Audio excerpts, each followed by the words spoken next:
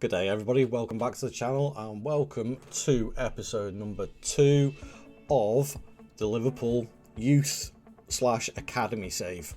And we've had some big movements, which you'll probably guess a little bit from the thumbnail of what's been going on, so I'll dive straight into it. After the almost successes of last season, I decided, well, it is going to be a youth save, so we've got to invest heavily in the youth.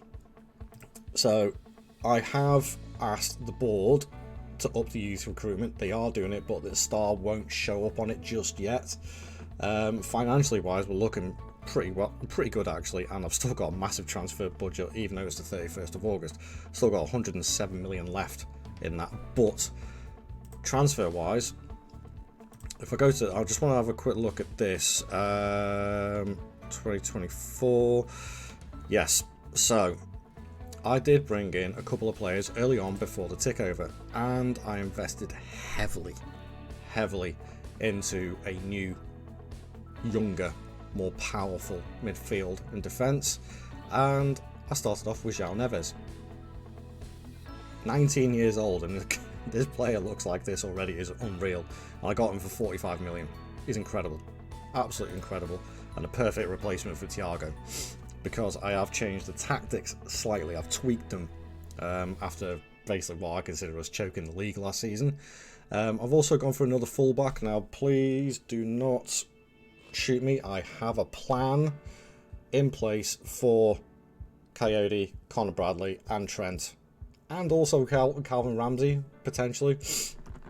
But Michael Coyote was another one who was too good to pass up on. Incredible player for 20 years old, and he was there for the taking, so I went for him.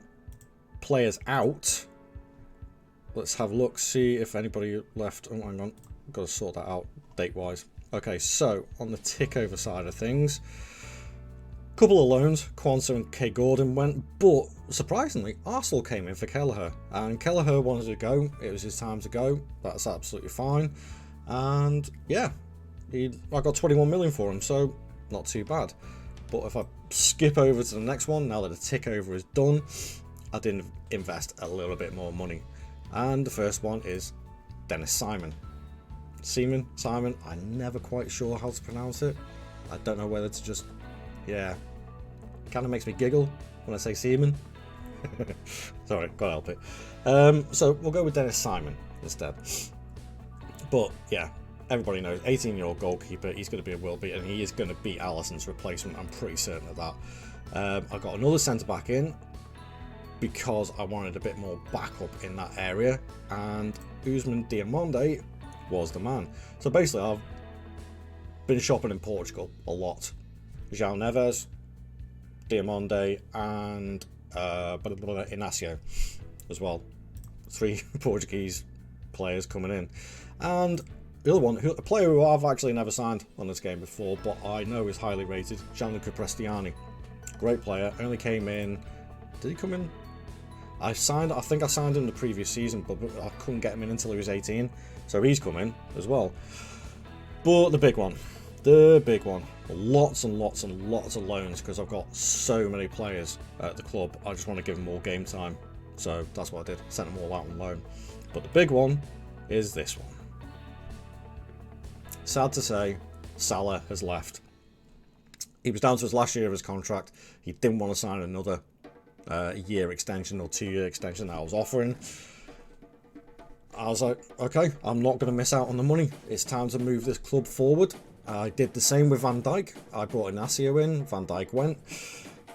I brought in Diomande and Lenny Yoro as well to back up Konate and the missing Van Dijk. So now I've brought in, sold Mo Salah for 120 million quid. Did I replace him? As you can see, no I didn't. Looking at the squad now, in fact, if I look at the tactics instead, this is basically the team that I'm starting with at the moment. So Jota is the one that's going to take Salah's place, from what I can see. But it's still a pretty, well, it's an incredibly strong starting lineup with not too many changes.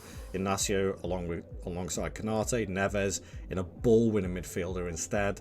and the DLP have moved up because I think McAllister and Szoboszlai work really well there. Eventually, though, the plan will be to move Trent into that position there. When that will happen, I'm not entirely sure. But as you can see, Gakpo, Coyote, Elliott, Jones, Gravenberch, Tsimikas, Gomez, Diamande and Simon all on the bench, along with quite a few of my other youngsters who are there or thereabouts. We got a really strong squad, and I'm really hopeful for this season to actually win something. If we have a look at the schedule, we've done all right. Started off Newcastle, beat them 4-2 at Anfield and won 1-0 away at Brentford. Pretty good results. Lost 1-0 to Man United at Old Trafford. That stings.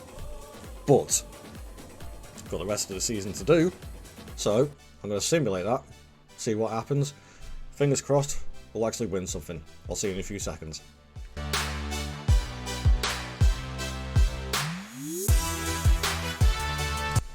Well, that plan backfired massively, didn't it? Fifth. I guess losing Salah had more of an effect on us than I realised. I think I'm actually kind of lucky that I've still got my job. We're finishing 5th in the Europa League spot. I've got to keep my fingers crossed. Fingers crossed that I've actually won something. The champions of Europe yet again. Come on. Beating Real Madrid in the final as well. Neves and Darwin Núñez. Beautiful. Runner up in the Carabao Cup and 4th round. Oh yeah, it doesn't matter. I don't care about them. Champions League winners again. That's fantastic, that. First time in what's 5 seasons we've won it. Still one of the best teams around. European champions, which means we get Champions League qualification, and also, Jesus, 6 teams get European Champions League qualification because of the coefficiency, because Liverpool won it as well. Which means 2 Europa League spots for Villa and West Ham in that season, and Palace qualify for the Conference League. Alright. Who'd be Chelsea. Well, I hope that doesn't happen. At the time we're recording this, I haven't actually played the Carabao Cup in real life yet, so we'll see. Right, okay, so where was I? Right, financially wise, 156 million in the transfer budget for next season. Not bad, I'm quite happy with that. Schedule wise, we had a good run, actually. A couple of blips here and there, but it wasn't too bad. I think just the Champions League run probably took it out of the squad a little bit. Speaking of the squad, let's have a quick look at the... Let's have a look at the goals. Who's the top goal scorer? Núñez with 28 coming in clutch. Gakpo with 12.